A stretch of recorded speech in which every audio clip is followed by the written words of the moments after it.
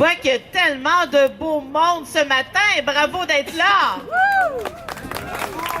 Je voudrais, on a différentes régions du Québec. On va essayer de commencer avec celle qui est la plus loin, qui est avec nous. Je pense que c'est les Laurentides. Le monde des Laurentides, montrez-vous. Bravo, on les applaudit. C'est ça, il y a du monde aussi. Y a tout du monde de la Montérégie? Oui, il y en a au moins une. Il y a d'autres... Bravo, bravo. Il y a du beau monde aussi de Montréal. Il y a Camille ici à ma droite. Ouais. Il y a prise 2 juste devant moi. On applaudit très fort. Y a-t-il d'autres organismes que j'oublie? Il y a les groupes de femmes. L'écho des femmes. Wouhou! Ils sont toujours là. Les orphelins du Plessis. Les orphelins du Plessis. Il y a Sepp aussi, la passerelle. Où sont-ils? Où sont-elles? Elle est cachée, mais elle est là. Bravo d'être là. Oh, Céline, c'est pas la passerelle, c'est le service d'entraide de la passerelle. Il y a l'itinéraire juste ici, on l'encourage. Y a-t-il quelqu'un d'autre que j'ai oublié? Hein? L'endroit de Laval. L'endroit de Laval! Oui! Il y a sûrement la gîte qui est cachée à quelque part.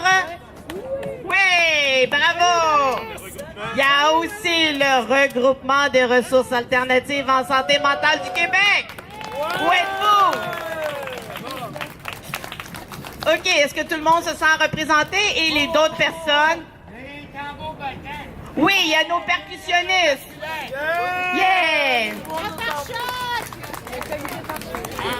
Le comité par choc, ben, ça serait difficile qu'il soit pas là. OK. OK, d'accord, jamais lâcher. Oui, non, faut pas lâcher pour l'abolition de l'électrochoc. Donc, c'est ça. Donc, voici en gros le déroulement. C'est ça. Il va après moi, Ghislain va faire un portrait des statistiques sur les électrochocs au Québec, suivi de 5 courtes prises de parole publiques. Les prises de parole seront entrecoupées par notre magnifique groupe Gruppo Terrato. Yeah! Qui mettent de la vie et de l'entrain. Et aussi, il va y avoir la lecture des slogans du comité par choc. OK? Donc, tout ça, ça va durer 1 heure. Donc, vous savez que ce rassemblement a lieu suite à l'appel de pare-choc. Le comité a été constitué en 2005 à l'initiative du collectif de défense des droits en santé mentale de Montréal.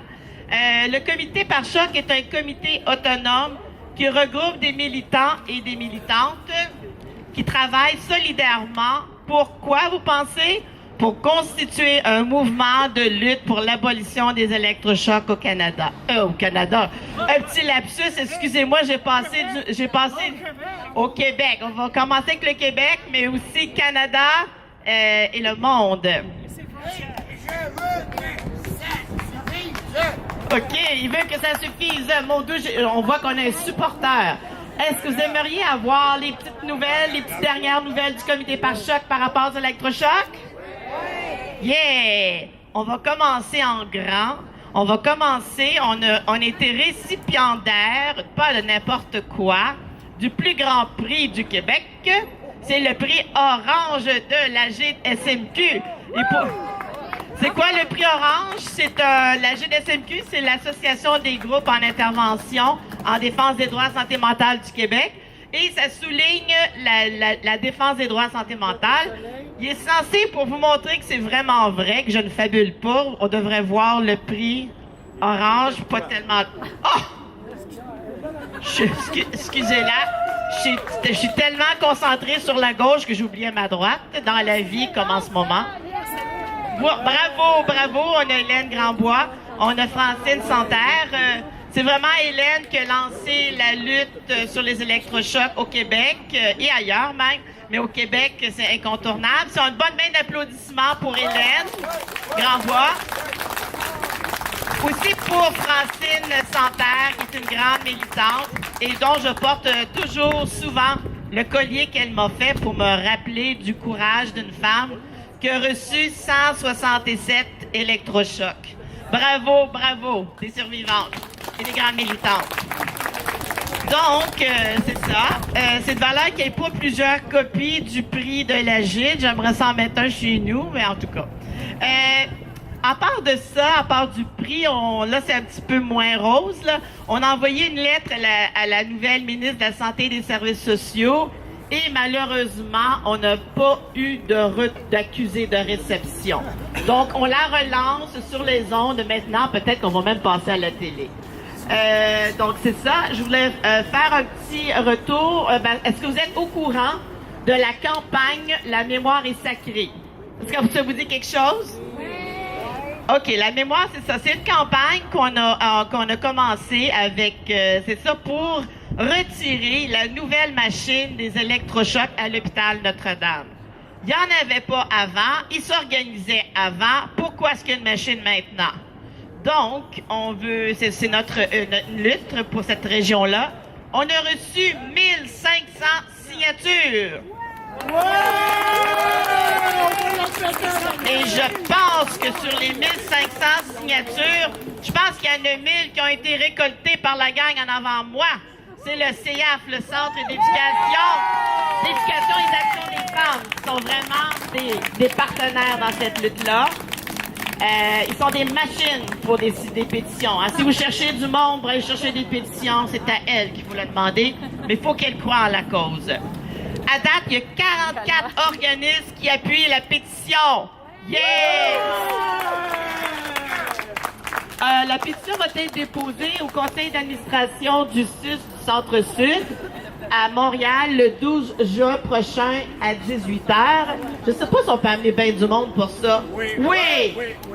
Si vous venez, hey, toute la gang, on vous invite à 18h. OK. Si vous voulez signer la pétition pour qu'il enlève la machine électrochoc à l'hôpital Notre-Dame, ici, si vous suivez ça ici, là, vous pouvez la signer. Ça nous fera plaisir de vous rajouter. On a eu aussi une rencontre avec le Collège des médecins. C'est pas n'importe quoi. On a une rencontre, je répète, on a une rencontre avec le Collège des médecins le 20 décembre dernier, par choc, avec la chercheure Lourdes Rodriguez del Barrio. On a rencontré aussi, pas n'importe qui, le directeur général du Collège des médecins. Et on a convenu qu'il y avait un manque de connaissances important et qu'il fallait dresser un meilleur portrait, faire un état des lieux concernant l'utilisation des électrochocs au Québec. Yeah! Suite à ça, il y a une demande qui devrait être acheminée au Centre d'excellence en santé et services sociaux pour réaliser cette étude. Un fait qui a été très marquant pour la lutte aux électrochocs, et c'est vraiment pas anodin. Est-ce que tout le monde, vous m'écoutez toujours? Oui? C'est pas trop long? OK. C'est que il y a eu un recours collectif en Californie par 5 personnes qui ont subi des électrochocs. Et je sais pour réussir à faire un recours collectif, ils ont communiqué avec 200 bureaux d'avocats. Et le 200e a dit oui.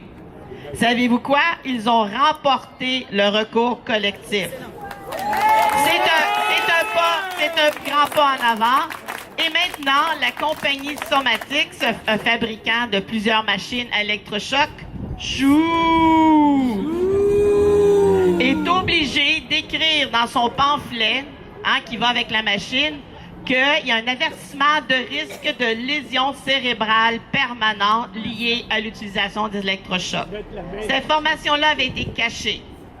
Donc ça, c'est un appui colossal. Donc, durant les dernières semaines, on était en communication avec plusieurs personnes qui croyaient que les électrochocs avaient disparu. Entre autres, il y a une dame âgée de plus de 80 ans, présidente d'un club de loisirs à Montréal, n'en revenait pas. Pour elle, cette technique la ramenait au temps de la guerre.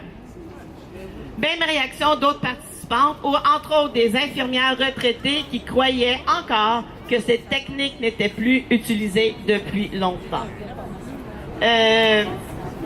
OK. Donc, depuis 2005, comme je disais tantôt, on se bat inlassablement pour continuer le travail de sensibilisation, de promotion et de dénonciation des ECT au Québec.